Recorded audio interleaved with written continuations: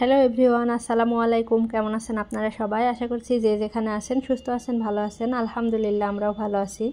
তো গত একদিন আগে আমি একটা ছবি পোস্ট করেছিলাম, অনেকগুলো ডিমের ছবি। তো এই ডিমগুলো কিভাবে নিয়ে এসেছি এত দূর থেকে, সেটা আজকে আপনাদের সাথে শেয়ার করছি। তো এই ডিমগুলো কিন্তু সব গ্রাম থেকে আমার শাশুড়ি মা পাঠিয়ে দিয়েছে।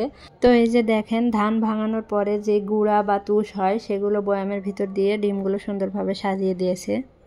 এভাবে ডিম নিয়ে আসলে আপনার সুন্দরভাবে চলে আসবে। যারা অনেক দূর থেকে ডিম আনতে চান তারা এভাবে আনতে পারেন। প্রায় 8 ঘন্টার রাস্তা বাসে জার্নি করে এসেছে, তারপরে ডিমগুলো খুব ভালোভাবে চলে এসেছে। তো এখানে প্রায় 70টার মতো ডিম আছে, তার মধ্যে মাত্র 5টা ডিম ফাটছে। তো তার মধ্যে 2টা ডিম আমি বের করতে যেয়ে ভেঙে ফেলেছি।